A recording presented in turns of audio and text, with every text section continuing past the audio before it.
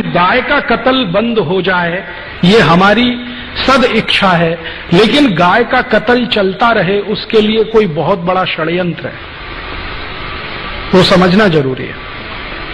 हमारी तो सद इच्छा है कि गाय का कत्ल नहीं होना चाहिए, लेकिन कोई बहुत बड़ा षड्यंत्र है इस देश में जो गाय के कत्ल को लगातार चालू रखना चाहता है। जब भी संसद में इस तरह की बहस होती है, कुछ न कुछ इस तरह के सवाल खड़े हो जाते हैं। एक दिन तो मैं खुद संसद की दर्शक दीर्घा में था, उस दिन बहस हो रही थी इसी गोरक्षा के प्रश्न पर। मैं गया था कि आज देखें सांसद कौन किस समर्थन में है, कौन किस पक्ष में है। सारे सांसद एक बाजू में स्वर से बोल रहे हैं कि गोरक्षा होनी चाहिए। मुस्लिम सांसद जीएम बनात वाला ने कहा कि अगर बिल पास होता है तो पहला वोट मेरा, गोरक्षा के समर्थन में। उनके साथ दूसरे मुस्लिम सांसद खड़े हो गए, हमारी आपत्ति नहीं है, आप कानून बनाइए। अभी एक महिला खड़ी हो गई, उसका नाम है सुश्री ममता बनर्जी। उसने कहा गाय का मांस खाना मेरा मौलिक अधिकार है, उसका क्या होगा?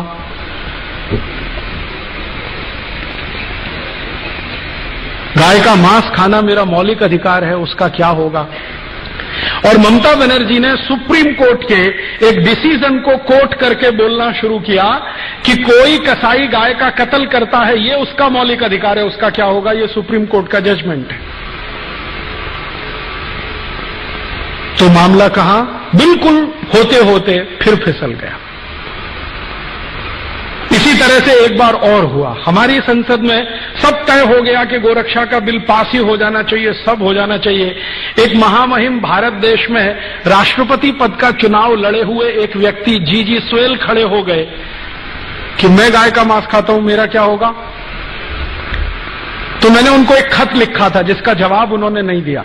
मैंने कहा आप गाय का मांस खाते रहिए अपने घर में काट के, ये कत्ल खाने तो बंद होने दीजिए। आपको गाय का मांस खाना है, आप अपने घर में कत्ल करिए, काटिए उसे, खाइए। आप में हिम्मत है तो अपने घर में गाय को काटिए, खाइए।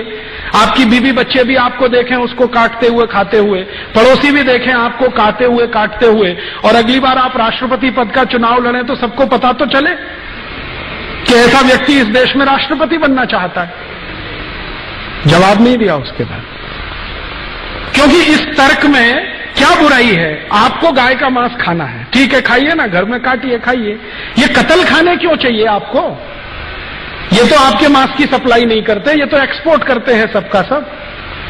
आप खाना है तो घर में काट के खाइए। उसके बाद बंद हो जाती है सारी बहस। पिछले आजादी के 58-59 सालों में संसद में 4 बार गंभीरता से गोरक्षा पर बहस हुई है, प्रस्ताव पारित होने तक आया है, वोट करने तक नौबत आई है, लेकिन किसी न किसी कारण से वो अटकता गया है। कभी पंडित नेहरू के इस्तीफा देने की धमकी के कारण, कभी हमारे देश में सुश्री ममता बनर्जी जैसे खासदारों के ये कहने के कारण कि मैं गाय का मांस खाती हूं, मेरे मौलिक अधिकार का क्या होगा, कभी जीजी स्वेल के कारण, और कभी सवेरे विधेयक पेश किया और शाम को बहस करेंगे दोबारा, ये श्री अटल बिहारी वाजपेयी के बयान के कारण। हर बार ये हुआ है। मैंने इसको समझने की कोशिश की है कि आखिर गाय की रक्षा में ऐसा कौन सा प्रश्न है, या जानवरों की रक्षा में ऐसा कौन सा प्रश्न है जो भारत की संसद इसको होने नहीं देना चाहती, या भारत की संसद में ऐसे कुछ लोग हैं, मित्रों-खिन के शब्दों में अगर कहें, जिनके चेहरे कुछ हैं, मुखौटे कुछ हैं।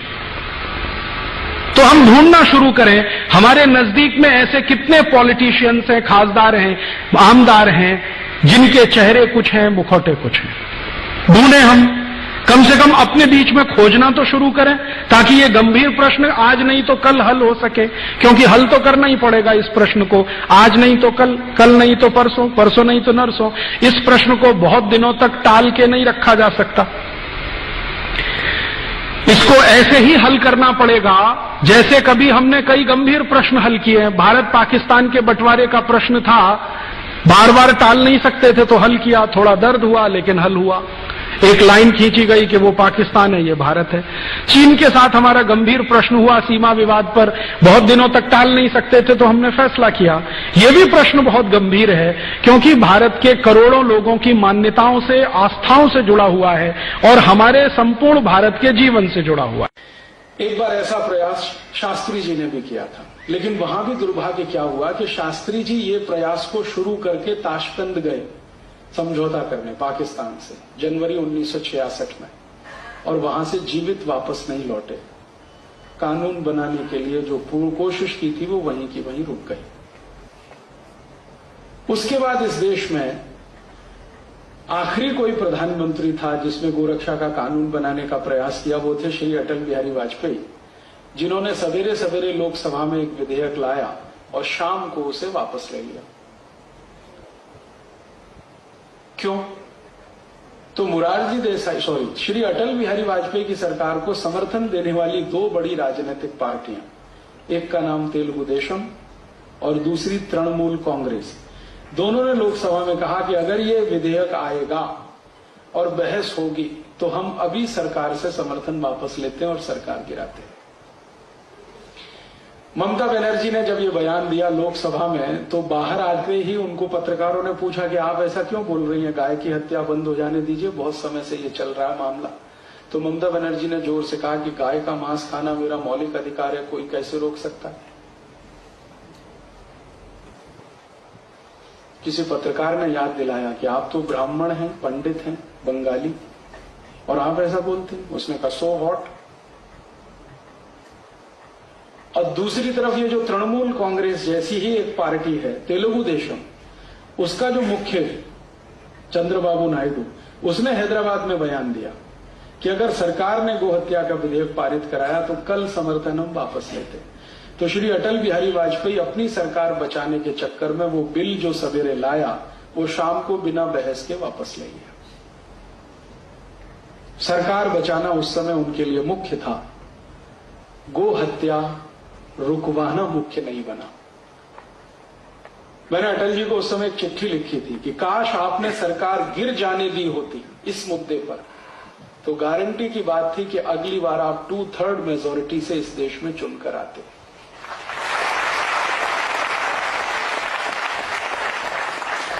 क्योंकि गो हत्या का विषय भारत के 80 करोड़ लोगों का, 85 करोड़ लोगों का हृदय का मामला है, हृदय से जुड़ा हुआ विषय। लेकिन वो इतनी दूरदर्शिता नहीं दिखा पाए और वो सरकार भी गई और गो हत्या तो खैर आज तक हो ही रही है।